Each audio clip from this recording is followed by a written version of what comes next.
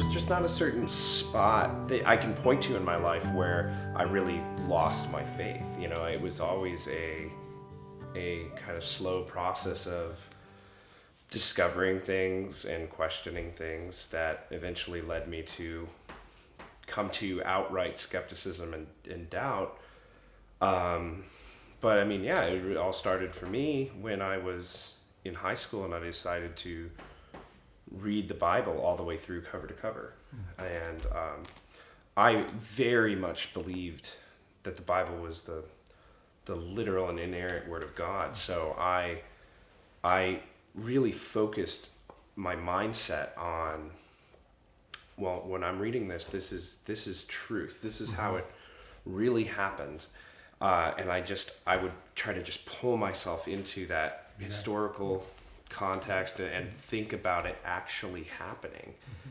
And there were many moments where that was, you know, just deeply disturbing. And there are also moments that it was, you know, profound. There this moment that I remember sticking out to me most was where Moses is up on the mountain and he tells God, "Show me your glory," and he, you know, he's like transfigured and he has experienced the divine, and I wanted that so bad. I wanted to know what that was like, this feeling of being touched by God. I was obsessed with that concept.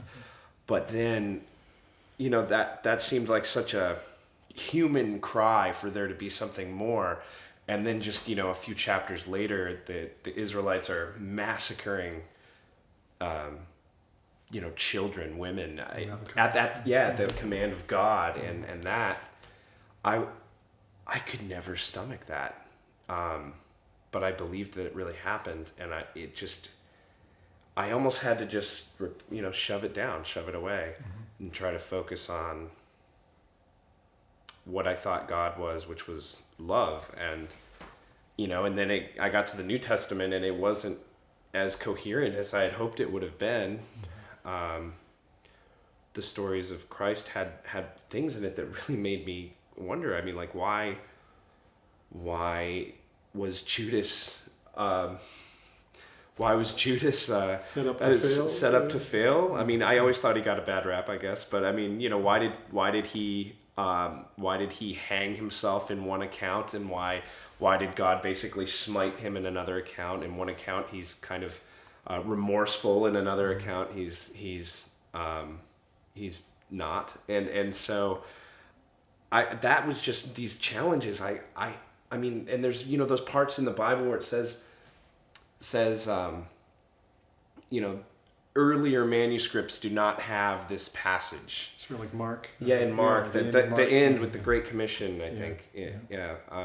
And that, I was like, I had this moment that I really remember where I was reading that specific passage, and my faith could not process that information. And I took a pen and I scribbled out that, and I wrote truth over it because I had to just believe it. And then of course later I looked back to those things and I was like, this just does not make sense. And when I really started learning more about where the Bible came from, it all fell apart. It all fell apart.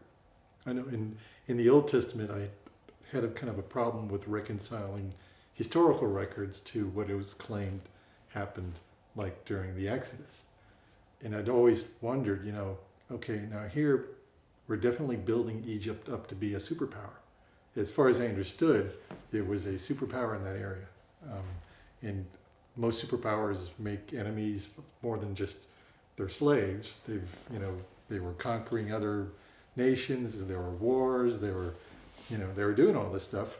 And yet here all this crap happens to Egypt, and, you know, and all the miracles and all that, and it doesn't seem to be recognized by other cultures in that same time. It's like, if you were arrogant, if you were, you know, making all these claims and you got your butt kicked by somebody else, you know, all the people that you've been messing with would be just celebrating. They'd be saying, "Oh, look what happened. You know, look what happened to Drew. He got his butt kicked. It'd be like in the papers Yeah, everywhere. yeah.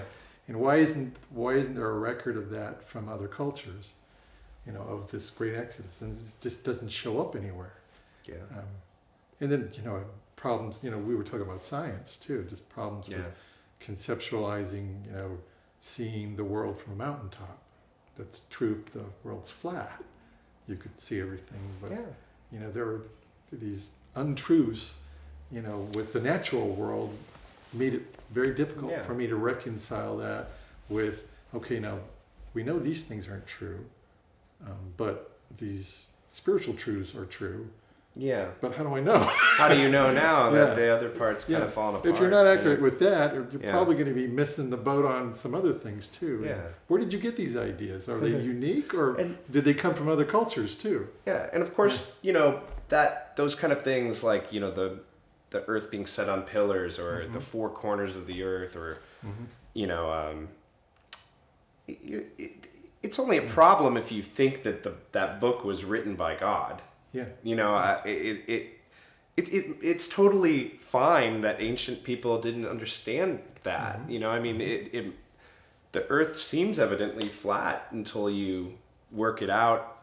Once I mean, you would never know if you never traveled more than 100 miles in your lifetime that the world wasn't flat. There'd be no reason to think otherwise. And again, I mean, the Bible's kind of like that. If you're only accepting one book and reading one book and thinking that one book is true, there's no reason to believe that it's not if you've never ventured outside of that and looked at other information.